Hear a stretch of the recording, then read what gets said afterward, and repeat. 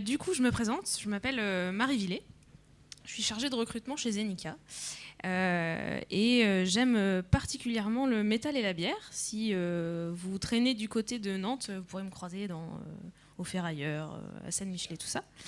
Mais on n'est pas là pour parler de moi, et heureusement, sinon vous partiriez vite fait. On est là pour parler de manipulation. Alors déjà, avant de commencer, je voudrais juste vous dire, faire un petit disclaimer quand on parle de manipulation. Tout de suite, on parle de choses très négatives, on pense tout de suite à Minus et Cortex, ce genre de choses.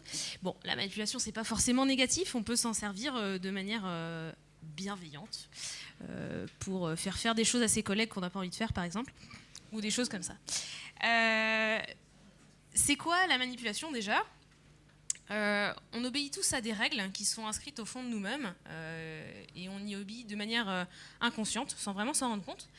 Donc l'idée de la manipulation, c'est de se servir de ça pour faire des choses à des gens. Plus c'est subtil et mieux c'est. Il y a plein de techniques qui existent. Moi, je vais vous en présenter 3 aujourd'hui. La première, c'est l'engagement et la cohérence.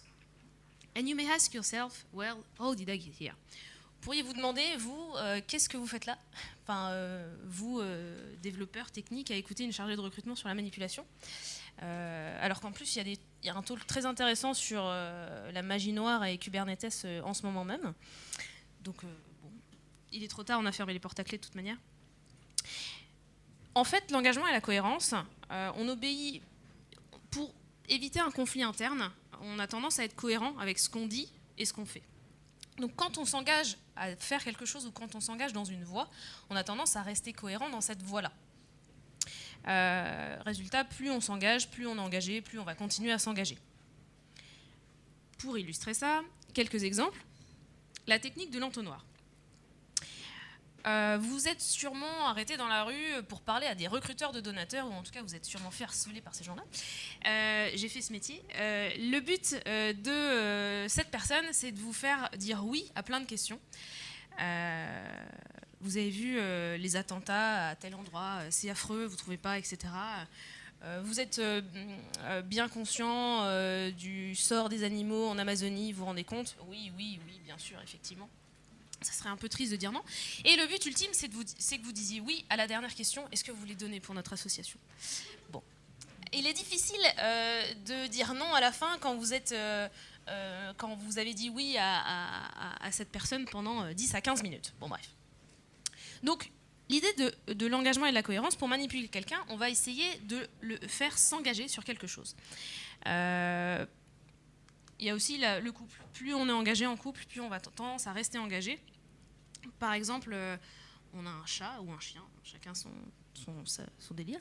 Et puis après, on a un enfant, on achète une maison, etc. Donc on va s'engager petit à petit et revenir en arrière est très compliqué. Pareil, on peut se faire aider d'un collègue, par exemple. Tiens Nico, j'ai vu que tu avais fait un talk sur Go, super intéressant et tout. Puis j'ai vu tes projets aussi, très intéressants vraiment.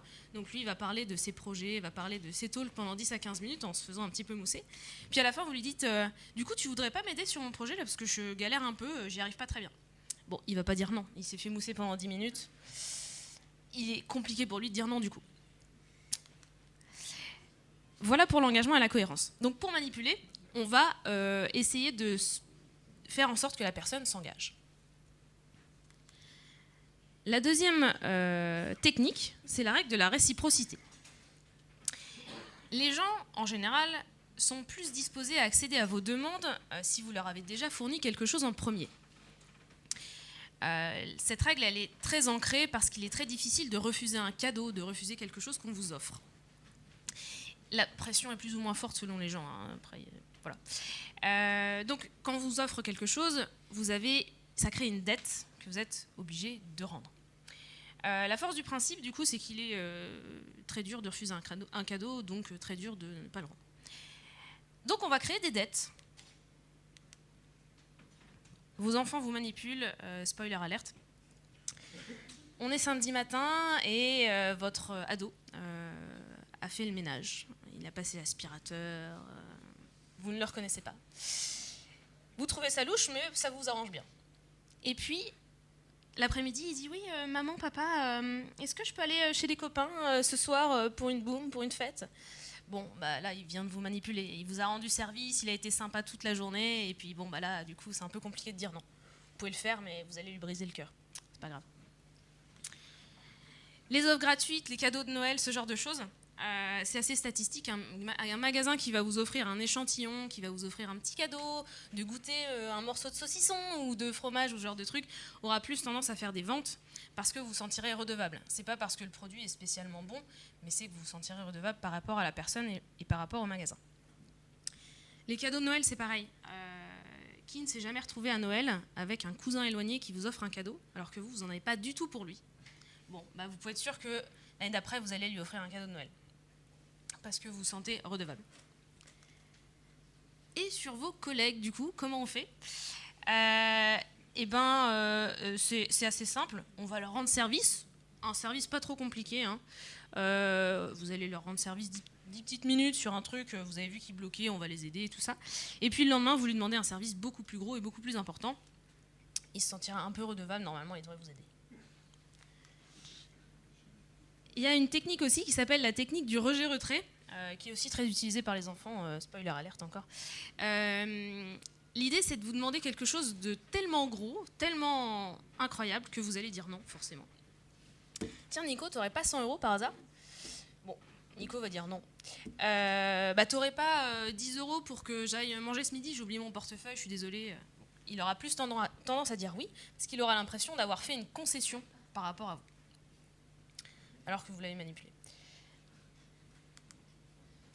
La troisième technique, c'est la preuve sociale. La preuve sociale, c'est assez intéressant.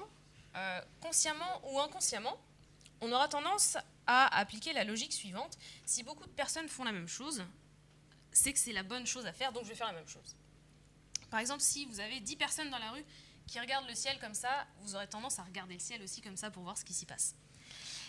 Si vous êtes comme moi une provinciale qui va dans le métro parisien de temps en temps et qui n'y comprend rien, vous aurez tendance à suivre les gens plutôt que d'aller dans une direction où il n'y a personne. Bon, et on peut se servir de cette technique-là. Et plus le statut social de la personne est élevé, plus on aura tendance à la suivre. C'est comme les stars sur Instagram, on aura tendance à faire la même chose parce que c'est une star sur Instagram qui fait ça, donc c'est forcément bien. Ou pas, hein. Bon. Du coup, quelques exemples de la preuve sociale. On va s'en servir pour inciter des gens à faire des choses. Comment ça, tu viens pas au Jug Summer Camp? Tout le monde y va, c'est même sold out d'ailleurs. Comment ça, tu viens pas à la soirée? Attends, tout le monde vient à cette soirée. T'es le seul à pas venir. Hein. Comment ça, tu connais pas Star Wars? T'as jamais vu Star Wars de ta vie? Bon, bref. Pour attirer des clients, des participants ou vendre des choses, c'est par exemple les restaurants qui placent leurs premiers clients devant la devanture pour faire croire qu'il y a du monde à l'intérieur. Un restaurant vide, on n'a pas vraiment envie d'y aller. C'est comme le DevFest ou le Motocultor. 80% des places vendues, plus que quelques places. S'il y a autant de monde qui achète des places, il faut que j'en ai une absolument, et vite, avant que ça soit sold out. Élu produit de l'année aussi, ou des trucs comme ça. Ou les dentistes recommencent le dentifrice. Vous connaissez le principe.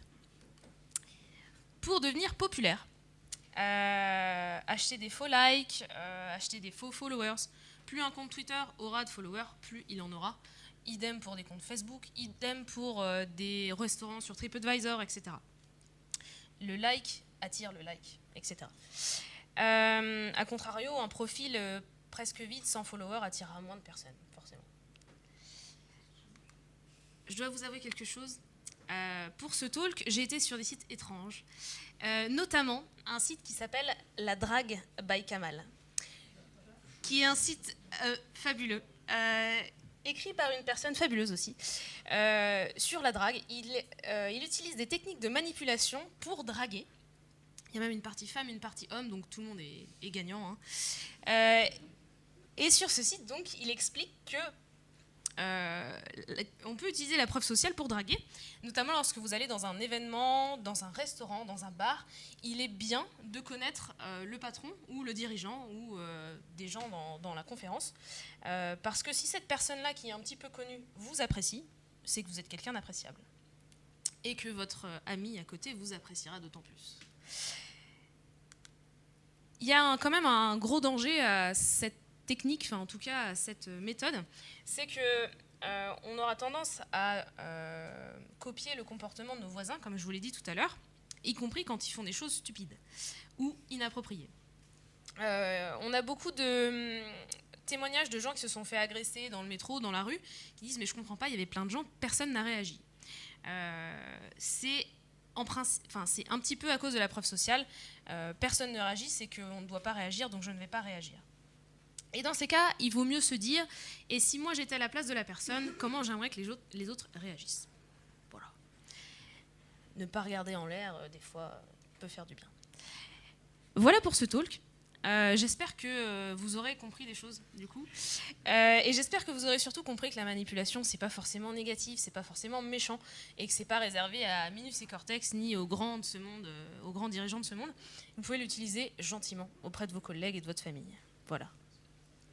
Merci.